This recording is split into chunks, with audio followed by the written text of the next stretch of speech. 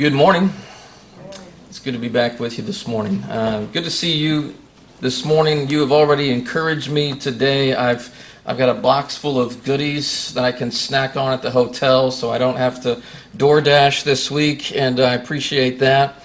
I've seen some of you consoling one another, encouraging one another, and that's encouraging to me. And you're just here. You're here to hear the word preached, to share and remember what the Lord has done for us, and that means a lot. And I hope that you'll continue to come this week to hear these lessons that I've worked on that I think are important for our faith and important for our neighbors' faith and confidence in God. Our focus really today and tomorrow, the next couple of lessons, is just to build a faith in God. Just to build a faith in God, that God exists, that He is, and that we can have confidence in that. And so that'll be our goal. We'll get to Jesus a little bit more as the Son of God at the end of the week on Friday night. As you can see here in the outline of lessons, I think my computer might have frozen up on me for a minute there. Hold on a second. It's been sitting here a while, maybe. All right. I don't know where that came from. You might have to stare at that for a while. I'm sorry. Anyway, we're thinking about the cosmological, teleological arguments this morning. I'm actually condensing two lessons, so this is going to be a little bit longer than some of the other lessons. The first one was just really short, and just wanted to get both of them out of the way right off of the bat. But the next three lessons will be really focused on who God is and building our confidence in God. There's flyers in the back. I encourage you to hand those out. Get rid of all of them. That doesn't mean trash them. Invite someone with them. Encourage them to come and hear some of these lessons. I know some of these are being put on the website. I can tell you that at least where I'm at and where I've been preaching, sometimes we reach more people outside the building just through social media and through our live stream than sometimes we do in the building. And so be sure to share that. Use your phone. All you do is copy and paste your website or that address and share with other people. And whether they come in the building or not, people can be encouraged by some of these things. Take a look at this next slide here, and some of you may recognize this. It's a picture of Stonehenge in England. Anybody ever been to Stonehenge in England? Yeah? Not me? No? All right. It exists. According to the Stonehenge website, this structure was thought to have been built in phases from 2900 BC to 2200 BC. Who built it, why they built it, and what they did with it, it's still an unsolved mystery. One thing we do know is that this is an example of archaeoastronomy. Now what that means in simpler terms is that the architecture seems to have been intentionally built to line up with the rising and the setting of the sun at certain times of the year, particularly during the summer solstice. And so it's a very popular place to go visit during the summer solstice. Now many theories abound about why this was built in this way. People say, well, was it a temple, an ancient temple? Was it a place where people worshiped the sun? Was it built in a circle to act as a boundary between those who were members of some ancient cult and those who were on the outside of the cult? Nobody knows. But I'll tell you one thing. Nobody doubts that Stonehenge was built. Somebody did it. They've got major questions about how these huge rocks were transported there so many years ago. They've got questions about why it was built, but nobody calls into question that some intelligent beings built this incredible ancient structure 4,000 to 5,000 years ago. Nobody believes this just evolved over time. There's nobody arguing that it probably just got dropped there by some ancient meteorite. Everybody thinks, everybody who studies it, who comments on it, who gives their opinion about it, everybody thinks that there was some person or some group of people who intentionally caused this effect that has become one of the most spectacular tourist sites in England today. This is planet Earth. This is where we live. This planet is the only one in our galaxy with the perfect gravitational force field so that man neither floats off into space nor is crushed to the earth. This planet has the perfect temperatures for our survival. You put us on a planet closer to the sun, we'd burn to a crisp. You put us on a planet that's farther away from the sun, we'd all freeze to death. This planet has liquefied water, which man needs to live. This planet has land to grow food, to raise animals, which we also need to live. This planet also has the perfect level of oxygen makeup so that we can breathe and so that we can live.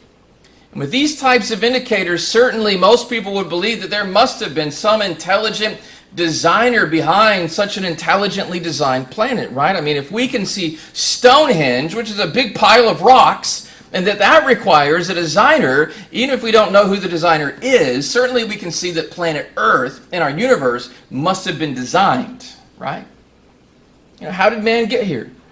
How is it this planet meets these perfect conditions required for the survival of plant, animal, and human life? Well, apparently not everybody believes that there was an intelligent designer behind it. Here's one person, Edward Tryon. He's a professor of physics at City University of New York. And he once wrote this: "I propose that our universe has been created spontaneously from nothing as a result of established principles of physics." I don't know what established principles of physics teach that, but he says our universe is simply just one of those things which happen from time to time. It's a scientist that may very well be someone teaching young students and influencing them. Alan Guth and Paul Steinhardt, they authored an article in Scientific American. Now we begin to think that because it's in Scientific American that it's scientific, but not everything in Scientific American is science. They say this though: "The inflationary model of the universe provides a possible mechanism by which the observed universe could have evolved from an infinitesimal region. It is then tempting to go one step further and speculate." Speculation is not science, but it's in Scientific American. He says it's tempting to speculate that the universe evolved from literally nothing. Literally nothing. We can show you quotes like this all day. This is another one from Victor Stenger, who's a professor of physics at the University of Hawaii. He says later in the quote, "I must admit there are yet no empirical or observational tests that can be used to test the idea of an accidental origin." Just an accident. It's just an accident. Here's an atheist, Quentin Smith, who says the most reasonable belief is that we came from nothing, by nothing, for nothing. Is that the most reasonable belief? That we came from nothing, by nothing, and for nothing?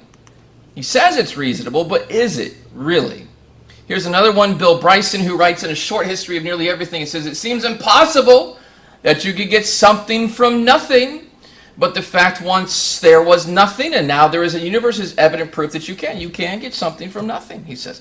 Now, here's the thing. This is what Does that make sense? Is there a better reason for the existence of our complex universe than the reasons that some scientists and professors like to argue? Does that logic really work? It's not going to work with a police officer. "Sorry, officer, I know it sounds impossible, but I guess those drugs and those guns in my trunk, they just came out of nowhere." They came from somewhere. That doesn't mean they came from you. Maybe they came from somebody else, but they came from somewhere. That's not logical, and it doesn't work with the police. It won't work with your husband or wife, right?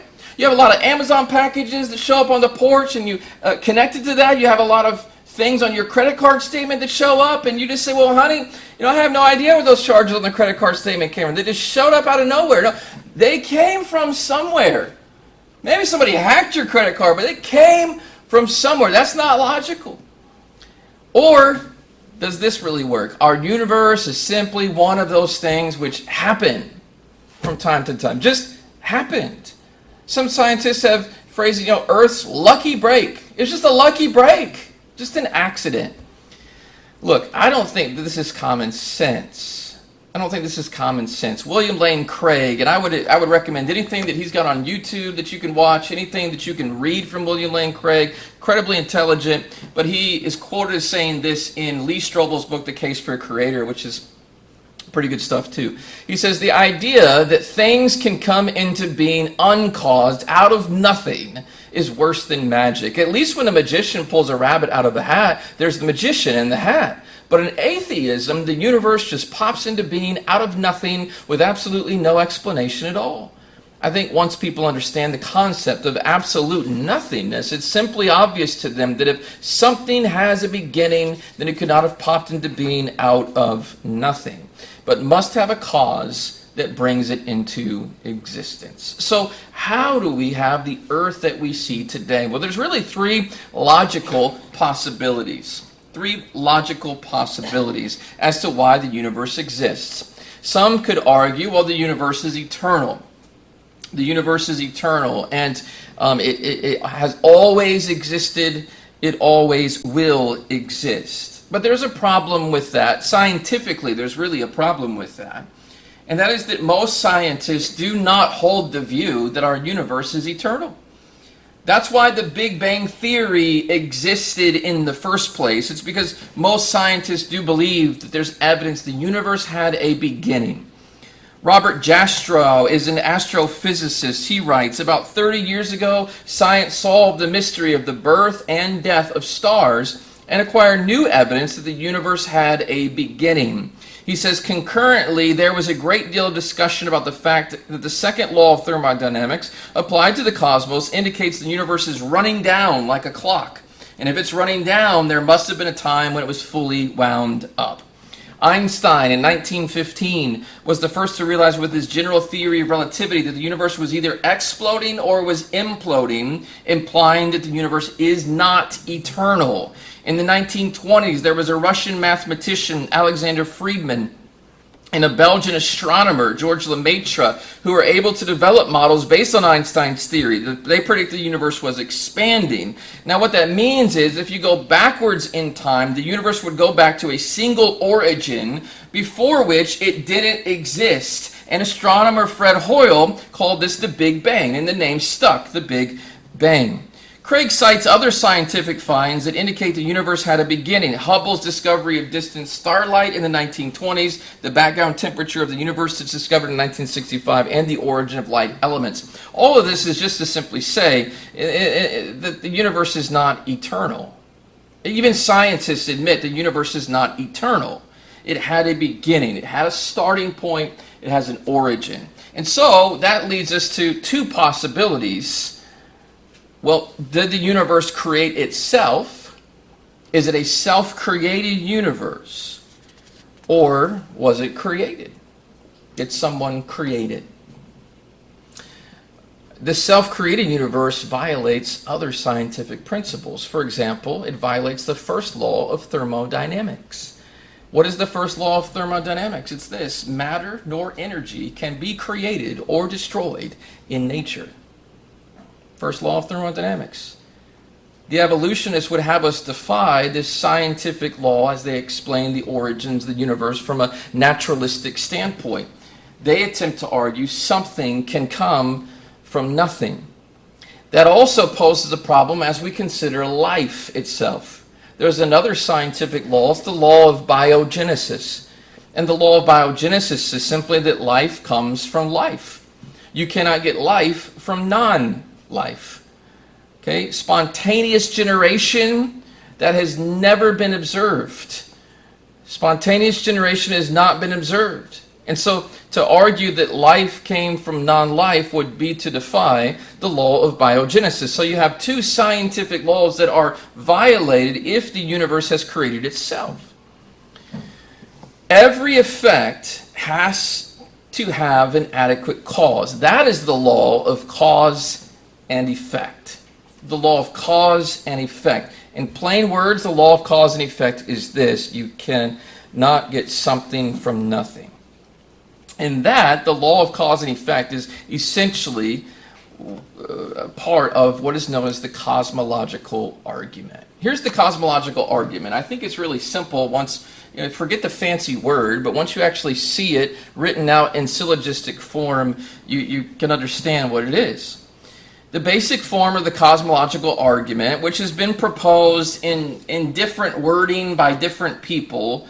Bonaventure was an Italian philosopher in the 13th century who argued it. John Locke was a British philosopher in the 17th century who argued it. Immanuel Kant was a German philosopher in the 18th century who argued it. But the basic form of the cosmological argument is this. Number one, whatever begins to exist must have an adequate cause. Does that make sense? Does everybody agree with that first premise? That if something begins to exist, it must have an adequate cause. Okay? Someone must have designed and put together this little remote that I hold in my hand. It didn't just come out of nowhere. It had to have had an adequate cause. Someone was smart enough, capable enough to take the materials, put this together so this would work, so it would advance my slides. Well, premise number two is this. The universe began to exist. And as we quickly pointed out with some science, most scientists believe the universe has a beginning point because it's winding down. Number three, though, therefore, ultimate conclusion, the major premise, the minor premise, therefore the universe has a cause. That's the cosmological argument. Sometimes I wonder if we're ignoring just this very logical argument in favor of philosophy. R.L. Wysong once wrote, he said, everyone concludes naturally and comfortably that highly ordered and designed items like machines and houses, they owe existence to a designer. It is unnatural to conclude otherwise, but evolution asks us to break stride from what is natural to believe, and then believe in that which is unnatural, unreasonable, and unbelievable. The basis for this departure from what is natural and reasonable to believe is not fact, it's not observation, it's not experience, but it's rather unreasonable extrapolations from abstract probabilities, mathematics, and philosophy. William Lane Craig simply put it this way: the most plausible answer to the question of why something exists rather than nothing is that God exists. Cosmological argument isn't anything new that scientists came up with, or philosophers, or logicians. It started with Genesis chapter 1 and verse 1. In the beginning, God created the heavens and the earth. Why do we have the heavens and the earth that we have? Well, there had to have been an adequate cause. What's the adequate cause? The adequate cause is God. The eternal God created the heavens and the earth. This is also seen perhaps in Hebrews chapter 3 and verse 4. Every house is built by someone, but he who built all things is God. You see a house, you know someone must have been smart enough and capable enough to have designed and to have built that house. Well, when you look at the builder of all things, our universe, Hebrews says, he who built all things is God. That is very simply the cosmological argument. That's the argument from cosmology. Take a look at this next lesson here, this next point, and that is the teleological argument. The cosmological argument basically argues this, that matter demands a maker. That's the cosmological argument. Put it this way, a big bang demands a big banger. You know, who went bang?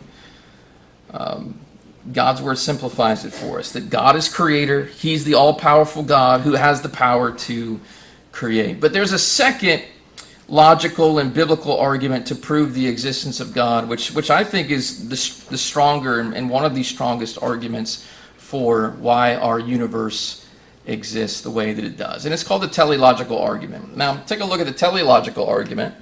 And again, I just put it here in syllogistic form. The first premise is this: if the universe evinces purposeful design, there must have been a designer. Okay? If the universe evinces purposeful design, there must have been a designer. The minor premise is this, point 2 here. The universe does evince purposeful design, and we're going to see that in the rest of our lesson. And therefore, the conclusion is this: the universe must have had a designer. Teleology, by the way, as defined by Webster's dictionary, is the study of evidences of design in nature. So the teleological argument is just simply an argument by design, that there is design in our natural world that suggests a designer. Now, I think we understand this common sense argument, and to prove that we understand it, I just have an illustration. Do you remember the classic movie Home Alone? This is one of my favorite all-time movies. I remember watching this at the movie theater when I was a kid, and my favorite part is just all of the traps and the snares that little Kevin plans throughout the home for the little neighborhood thieves, known as the wet bandits, right? Think about it for a moment. This is Kevin's battle plan, if you remember his battle plan here. The wet bandits arrive to the McAllister home. Kevin has been left there. His family went on vacation without him and forgot that they didn't take him along. He puts ice on the steps. He then, after they get to the door handle is very hot and they burn their hand. And then when they open the door, there's a blowtorch on a string and he burns the guy's head.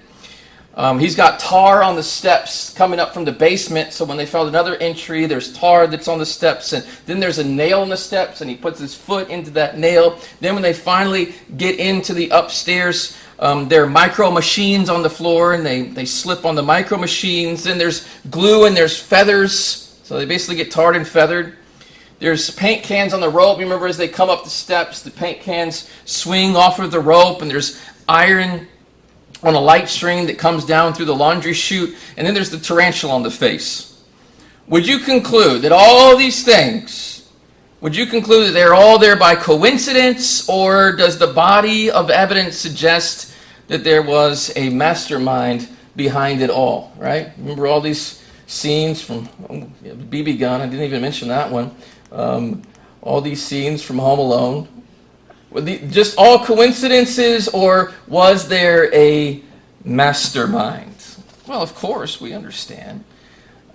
There's a mastermind. And the mastermind is Kevin McAllister himself, right? And this is very similar to the teleological argument. It's looking at, instead, the universe's body of evidence for fine-tuning and asking, is there a mastermind behind it all?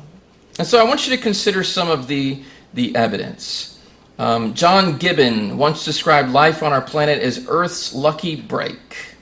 Carl Sagan once just described Earth as a lonely speck in the great enveloping cosmic dark. Atheist after atheist, evolutionist after evolutionist has just made it sound like all of this could be here just by coincidence and accident and happen chance. It's almost like Earth is just a big soup mix. All we need to do is just add water, and boom, you can have planet Earth. It's just that easy. But is it really that easy? I want you to think about a few things with the Earth, with the time that we have left. First of all, I want you to consider the universe, because I believe that everything that you can see with the telescope, everything that you can see down to the microscope, is evidence that this world is designed. There is someone who's designed it all. Guillermo Gonzalez, he's the author of the book The Privileged Planet. He's quoted by Lee Strobel in The Case for a Creator. He says this: "We've found that our exact location in the universe, in our galaxy, in our solar system, as well as such things as the size and the rotation of the Earth, the mass of the moon and sun and so forth, a whole range of factors conspire together in an amazing way to make Earth a habitable planet." He goes on to describe some of those things. He says, first of all, consider the galaxy that we're in, the Milky Way galaxy. He says that galaxy is the right shape and the right size. He goes on to say this: not any old galaxy will do. You can't have people living on planet Earth in any galaxy. No, our galaxy is perfect. He says some galaxies are too close to one another, or too close to another large galaxy, so that the galaxies actually interfere gravitationally with each other. Galaxies that are too elliptical or too irregular also would have a difficult time sustaining a stable star system. Our galaxy is a nicely organized spiral. And so he says, how many galaxies might be the right size and shape and in the right kind of location? No one's sure, but an estimate of 1 in every 1,000 is reasonable. So we happen to be in the right galaxy. It's a 1 in 1,000 chance that we'd be in the right galaxy. Guillermo Gonzalez goes on to say this in Strobel's book. He says, in terms of habitability, I think we are in the best possible place. That's because our location provides enough building blocks to yield an Earth while providing a low level of threats to life. He says, I really can't come up with an example of another place in the galaxy, in the entire galaxy, that is as friendly to life as our location. Sometimes people claim, well, you could be in any part of any galaxy. He says, I've studied other regions, spiral arms, galactic centers, globular clusters, edge of disks. No matter where it is, it's worse for life. I can't think of any better place than where we are. Our galaxy optimizes habitability because it provides safe zones. He goes on to explain that. He says, galaxies have varying degrees of star formation, where interstellar gases coalesce to form stars. There's star clusters. There's massive stars that blow up as supernova. There's places with active star formation. Those are very dangerous because that's where you have supernova exploding at a fairly high rate. In our galaxy, those dangerous places are primarily in the spiral arms, where there are also hazardous giant molecular clouds. Fortunately, though, we happen to be situated safely between the Sagittarius and the Perseus spiral arms. So our planet is in the perfect place in the perfect galaxy. That's what he's arguing. He says this in terms of where we sit compared to other planets. He says more and more astronomers are learning how the other planets tie into the habitability of Earth. For example, George Wetherill of the Carnegie Institute showed in 1994 that Jupiter, which is huge, it's more than 300 times the mass of the Earth. Jupiter acts as a shield to protect us from too many comet impacts. Comets that would hit Earth if Jupiter weren't there. He says it actually deflects comets and keeps many of them from coming into the inner solar system where they could collide with Earth with life-extinguishing consequences. Goes on to explain this. In addition, there's other planets in our inner solar system that protect us from getting bombarded by asteroids from the asteroid belt. He says the asteroids are mostly between the orbits of Mars and Jupiter. So our first line of defense, Earth's first line of defense, is Mars. Being at the edge of the asteroid belt. Mars takes a lot of hits for us, and Venus does too. So we're the right planet in the right galaxy, situated among the planets in the right place. It protects us. I want to focus on a few other things that are just right when it comes to just planet Earth. We are also the right relationship to the sun. We're going to point this out in a minute. We're the right distance away from it. If we were further away, we'd be too cold. If we were closer, we'd burn up. We're the right tilt. We have just the right atmospheric conditions. We have the right gravitational pull, the right gas proportions, the right amount of oxygen to breathe. We have just the right moon. The moon is the right distance away. It's the right size. It has the right rotation as well. And Earth has just the right kind of terrestrial crust. It's got the right crust thickness, and it has the right mineral composition so that we can grow things to eat. All these things I'm going to point out to you here in just a moment. But I want you to see how it just seems way too perfect that all of these things would work together just coincidentally or by accident. In the case for a creator, it says this: if Earth were smaller like Mars, it will cool down too quickly. So our Earth is just the right size. That's what he's saying. The bigger the planet, the higher the surface gravity and the less surface relief between the ocean basins and the mountains. The higher the surface gravity of a planet, the greater the pull of the gravity on the mountains, and the tendency would be toward creating a smooth sphere. Now, think what would happen if our planet was a smooth sphere.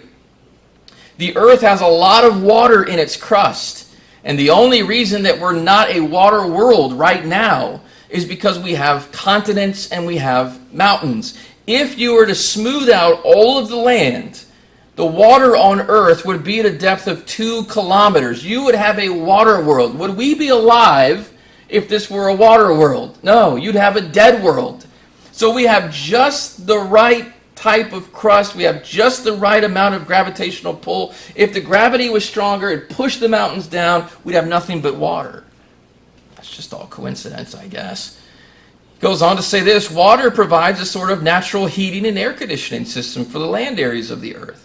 He says temperature extremes would be much more erratic than they are were it not for the fact that approximately 4/5 of the earth is covered with water. In addition, humans and animals inhale oxygen and they exhale carbon dioxide. On the other hand, plants take in carbon dioxide, they give off oxygen. We depend upon the world of botany for our oxygen supply. Look at this quote: we often fail to realize approximately 90% of our oxygen comes from microscopic plants in the seas. Get rid of all the microscopic plants in the seas, then you get rid of a lot of the oxygen in the air, and we're dead. We have just the right amount of oxygen, which comes from just the right amount of vegetation. And it says if our oceans were appreciably smaller, we would soon be out of air to breathe. Not only do we have the right kind of crust, we also have the right kind of atmosphere. Goes on to say a terrestrial planet, this is in the case for a crater, a terrestrial planet must have a minimum mass to retain an atmosphere. You need an atmosphere for the free exchange of the chemicals of life and to protect inhabitants from cosmic radiation. You need an oxygen-rich atmosphere to support big brain creatures like humans. Earth's atmosphere is 20% oxygen. That's just right, it turns out. And the planet has to be a minimum size to keep the heat from its interior from being lost too quickly. It's the heat from its radioactive decaying interior that drives the critically important mantle convection inside the Earth. We have just the right kind of atmosphere with just the right amount of oxygen. As you probably know, maybe you studied this in science class, but we have the right relationship to the sun. This is from Boa and Bowman's book, 20 Compelling Evidences That God Exists. They say location, location, location. The most basic requirement for a decent planet to support life is its location. Presumably, as one or more planets formed around a star, such planets could form at virtually any distance from that star, between the extremes of so close or so far that it escapes the star's gravity, but the region is a band. For example, for our sun, that band is a region roughly 90 to 100 million miles from the sun, and Earth just happens to orbit about 93 million miles away. The only way life could exist is if we were within that band of 90 to 100 million miles. We happen to be in the right place. But continue to think about this from Lee Strobel again. He says the sun is highly stable, more so than most comparable stars. Its light output only varies by 0.1% over a full sunspot cycle, which is about 11 years. This prevents wild climate swings on Earth. It would take a star with the highly unusual properties of our sun, the right mass, the right light, the right composition, the right distance, the right orbit, the right galaxy, the right location, to nurture living organisms on a circling planet. And that makes our sun and our planet rare indeed. We just happen to have the right sun. We just happen to have the right crust. We just happen to have the right amount of oxygen in the atmosphere. If the Earth were moved 10% further from the sun, too little heat would be absorbed. If we were 10% closer to the sun, there would be too much heat and radiation to be absorbed. So we're the right distance away. Not only that, but we have the right moon. Earth benefits greatly from having a large moon. With all the planets in our solar system, Earth is the only one to have such a large moon. It turns out that our moon is just the right size and distance away from the Earth to help stabilize Earth's orbit, to produce tidal effects that are significant but not destructive. Take a look at this. The Earth is poised some 240,000 miles from the moon, whose gravitational pull produces ocean tides. If the moon were moved closer to the Earth by just a fifth, the tides would be so enormous that twice a day they would reach 35 to 50 feet high over most of the Earth's surface. We're just the right distance away from the moon. If we were in a different situation in terms of distance, we would just have constant tsunamis. And again, we'd have a water world. We'd be dead. We have also the right type of moon in what the moon does for our tides. It flushes out a lot of the nutrients from continents to oceans. So that works perfectly for our world. Our Earth also has the right tilt and the right rotation. The moon, in Case for a Creator, they say the moon actually stabilizes the tilt of the Earth's axis. And the tilt is responsible for our seasons. While the Earth's tilt at 23.5 degrees, that gives us very mild seasons. So in a very real way, the stability of our climate, it's attributable to the moon. So right tilt, right rotation. Take a look at this quote here from Rock Solid Faith. What would happen if the rotation rate of the Earth were cut in half or doubled? Well, if it were halved, if the rotation rate were halved, the season would be doubled in their length. And that would cause such harsh heat and cold over much of the Earth that it would be difficult, if not impossible, to grow enough food to feed the Earth's population. But if the rotation rate were doubled, the length of each season would be cut in half, and it would be difficult or impossible to grow enough food to feed the Earth's population. And so we're spinning at just the right speed. Now look, that's just the Earth. I just want to point out to you, when people argue that this is all just a big coincidence, that we happen to be in the right place in the galaxy, the right place in the galaxy, right place among the planets, right distance away from the sun, which is a star, right moon, with the right gravitational pull, with the right nutrients in the oceans, with the right atmosphere, that all this is just coincidence. It's a little bit hard to believe. But then you look at the human body, which I don't even have time for. And the fine-tuning of the human body, it gets even harder to believe. I mean, think about the various systems that exist in your body. You have a circulatory system. What do you say about the gas that you put in the car and the oil that you put in your car that circulates throughout the car so that the car can run? Do you say somebody designed that? Well, yeah. And when we think of Henry Ford, we think of the genius of the motor car's engine. But we don't think of God as we consider the human heart, which pumps out about 6,000 pounds of blood through 10,000 arteries and veins in the body every 24 hours and does it for 60 to 90 years, 93 years, right? We don't think about that. The nervous system, that's like a computer microchip. When we think of computer microchips, we think about guys like Bill Gates and Steve Jobs, and we think of people who have taken a microchip where everything can run through this central station and it sends and it receives signals. But why don't we think of God when we think of the human brain, which sends and receives signals to the rest of the body so that we can function and so we can operate? We have the respiratory system when we think of the human body, and my youngest daughter had bouts with asthma when she was younger, had to go to the ICU from time to time, and we had to get a nebulizer on hand so that if she were to have an asthma attack, we could put some things into her system that would help her to breathe again. But the respiratory system is our breathing system. People build things like nebulizers because they listen and they turn into a gaseous, breathable state. And we say that's designed, but then we look at the lungs, which use oxygen and which feeds blood cells, and we think that's just a fluke. It just happened. What do you think about the plumbing in your home? Are you glad you have plumbing? You have water that just runs out of a tap. Just happened, right? Just got lucky. Somebody designed that. Somebody built that. You have a toilet that flushes, and it flushes all the bad stuff out into septic tanks or through other systems. People designed those things. And yet here we have a digestive system in our body. We've been created that way, where we have food and we water, and our body uses it for fuel and then turns it into waste. And we think, we just got lucky. Just a lucky break. We look at houses that are framed, and we look at the foundation and the studs and the trusses, and we say somebody designed that. But we look at the skeletal system of a body, just luck, I guess. I mean, we have this muscular system. Our muscles protect our bones. Our muscles protect our organs from damage. And we say that's just a fluke? Or is it designed? It's interesting, too. We look at a camera, right? I've got an iPhone. Everybody always wants the newest iPhone because the camera's better. But nobody can do better than what God's already done with these eyes. We have an incredible camera system that's built into our eyeball.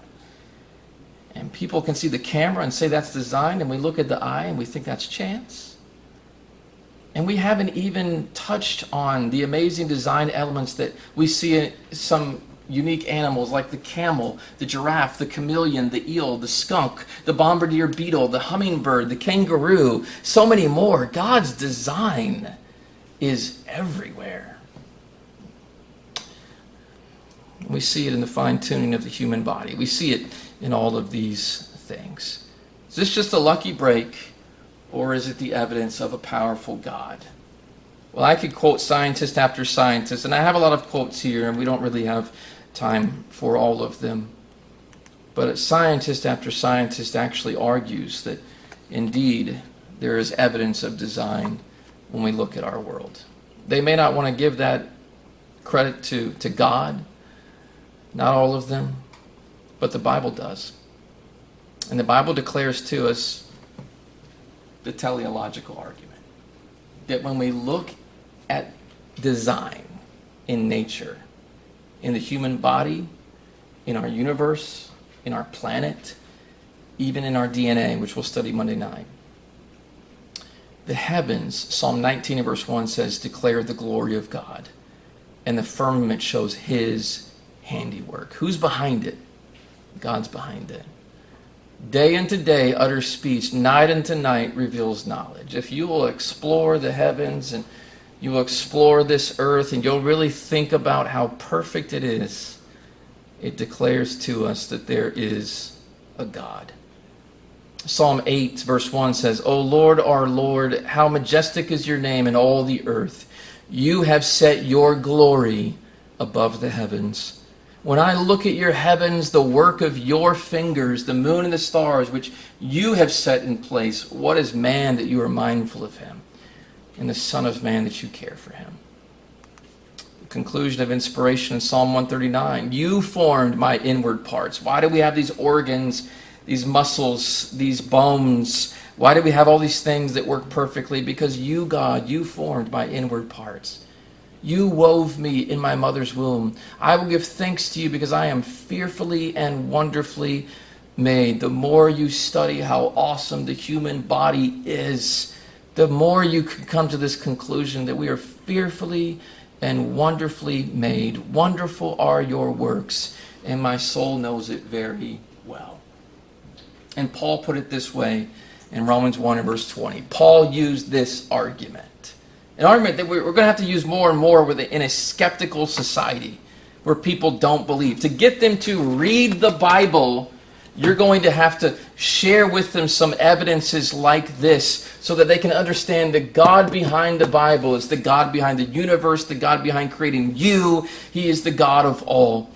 And when we see and look at his things, the things that he has made, it causes us to want to turn to him and to his revelation. Romans 1:20 says this, since the creation of the world, his invisible attributes are clearly seen, being understood by the things that are made. We understand more about our great and awesome God when we look at the things that are made.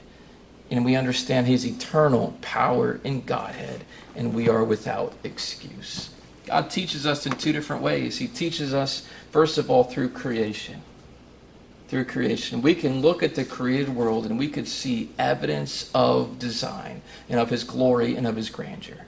But then he also teaches us through revelation, through the Word of God. Through the Word of God. I hope that some of these things, and I know this is probably longer than you're used to sitting here, so I apologize for that. But I don't apologize for wanting to share with you some of the evidence, just a drop in the bucket of some of the evidence that exists. That there is a God. God exists. And the cosmological and teleological argument help us to understand that. Matter demands a maker. Design demands a designer. Do you believe in God? I hope that you do. I hope that you'll at least consider him. If there's anything that we can do, that I can do this week to help you with that we can do even right now, this invitation song is going to be sung so that you can respond to it. Why don't you come while we stand, while we sing.